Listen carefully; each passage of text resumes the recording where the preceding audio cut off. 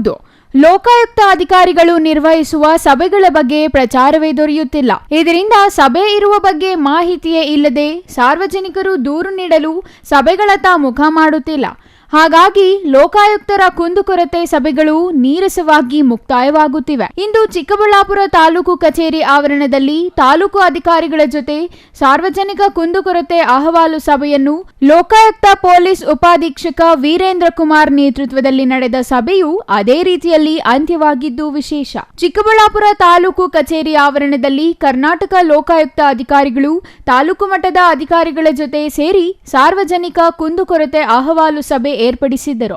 Lokayukta police ಉಪಾಧೀಕ್ಷಕ Veerendra Kumar ನೇತೃತ್ವದಲ್ಲಿ ನಡೆದ ಸಭೆ ಸಾರ್ವಜನಿಕರು ತಮ್ಮ ಅಹವಾಲುಗಳನ್ನು ಸಾಲಿನಲ್ಲಿ ನಿಂತು ಅಹವಾಲುಗಳನ್ನು ನೀಡಿ ತಮ್ಮ ಸಮಸ್ಯೆಗಳನ್ನು ಬಗೆಹರಿಸಿಕೊಡುವಂತೆ ಮನವಿ ಮಾಡಿದರು. ತಾಲೂಕು ಮಟ್ಟದ ಕೆಲ ಅಧಿಕಾರಿಗಳ ವಿರುದ್ಧ ಸಾರ್ವಜನಿಕರು ಆರೋಪಿಸಿದರು. ಸ್ಥಳದಲ್ಲೇ ಆಗುವ ಕೆಲಸಗಳನ್ನು ಅಧಿಕಾರಿಗಳಿಗೆ ಹೇಳಿ ಪರಿಹರಿಸಲಾಯಿತು. ಲೋಕಾಯುಕ್ತ ಪೊಲೀಸ್ ಉಪಾಧೀಕ್ಷಕ ವೀರೇಂದ್ರ ಕುಮಾರ್ ನೇತೃತ್ವದಲ್ಲಿ ನಡೆದ ಸಭೆಯಲ್ಲಿ ಕೇವಲ 16 ಅಹವಾಲು ಸ್ವೀಕಾರ ಮಾಡಲಾಗಿದೆ.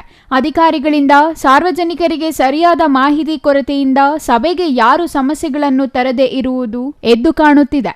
ಕೇವಲ ಬೆರಳೆಣಿಕೆಯಷ್ಟು ಜನ ಮಾತ್ರ ಸಭೆಗೆ ಬಂದು ತಮ್ಮ ಅಹವಾಲುಗಳನ್ನು ನೀಡಿದ್ದಾರೆ. ಈ ದಿನ ಚಿಕ್ಕಬಳ್ಳಾಪುರ ತಾಲೂಕಲ್ಲಿ ಮಾನ್ಯ ಲೋಕಾಯುಕ್ತ ಸಾಹೇಬರ ನಿರ್ದೇಶನದಂತೆ ಸಾರ್ವಜನಿಕ ಕುಂದುಕೊರತೆ ಸಭೆಯನ್ನು ಹಮ್ಮಿಕೊಂಡಿದ್ವಿ. ಈ ಸಭೆಗೆ ತಾಲೂಕಿನ ಎಲ್ಲ ಅಧಿಕಾರಿಗಳು ಭಾಗವಹಿಸಿದ್ದು, ಸಾರ್ವಜನಿಕರು ಸಹ ಭಾಗವಹಿಸಿದ್ದಾರೆ. ಒಟ್ಟು 16 ಅರ್ಜಿಗಳನ್ನು ಸ್ವೀಕರಿಸಿದ್ದೀವಿ. ಕಂದಾಯ ಇಲಾಖೆಗೆ 8 ಅರ್ಜಿ, ನಗರಸಭೆಗೆ 6 ಅರ್ಜಿ, ಇನ್ನುಳಿದ ಇಲಾಖೆಗೆ 2 ಅರ್ಜಿಗಳು. ಅದರಲ್ಲಿ ಈ ಸ್ಥಳದಲ್ಲೇ ಮಾನ್ಯ ತಹಸೀಲ್ದಾರ್ ಜೊತೆಗೆ ಚರ್ಚಿಸಿ ಏನು ಅವರಿಗೆ ಪೆನ್ಷನ್ ಬೇಕು ಮತ್ತು ಪಡಿತರ ಆ ಕುರಿತು 2 ಅರ್ಜಿಯನ್ನು ಇಲ್ಲಿ ಸ್ಥಳದಲ್ಲಿ ಡಿಸ್ಪೋಸಲ್ ಮಾಡಿದ್ವಿ. ಸಮಸ್ಯೆಗಳು ವಿಶೇಷವಾಗಿ ಕಂದಾಯ ಇಲಾಖೆಗೆ ಅದು ಖಾತಾ ಸಮಸ್ಯೆ ಮತ್ತು ಏನು ಹೊಸ ಪಡಿತರ ಚೀಟಿ ಪಡಿಬೇಕು ಅಂತಂದ ಆ ಸಮಸ್ಯೆ.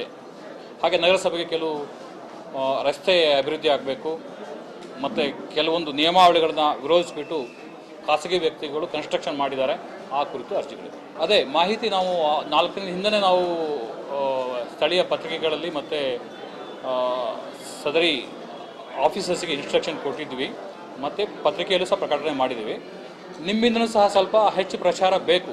ನಮ್ಮದು ಉದ್ದೇಶ ಏನು, ಅದು ಪ್ರತಿಯೊಂದು ಹಳ್ಳಿಲೂ ಪ್ರತಿಯೊಬ್ಬ ನಾಗರಿಕನಿಗೆ ಯಾರು ಸಮಾಜದ ಕಟ್ಟಕಡೆ ವ್ಯಕ್ತಿ ಇದೆ ಅವರಿಗೆ ತಲುಪಬೇಕು, ತಾವು ಸಹಕರಿಸಬೇಕು. ಈ ವೇಳೆ ತಹಸೀಲ್ದಾರ್ ಅನಿಲ್ ಕುಮಾರ್, ಇಒ ಮಂಜುನಾಥ್, ನಗರಸಭೆ ಪೌರಾಯುಕ್ತ ಉಮಾಶಂಕರ್, ಲೋಕಾಯುಕ್ತ ಪೊಲೀಸ್ ನಿರೀಕ್ಷಕ ಮೋಹನ್, ಶಿವಪ್ರಸಾದ್ ಹಾಗೂ ತಾಲೂಕು ಮಟ್ಟದ ಅಧಿಕಾರಿಗಳು ಸಭೆಯಲ್ಲಿ ಉಪಸ್ಥಿತರಿದ್ದರು. Praveen, CTV news, Chikkaballapur.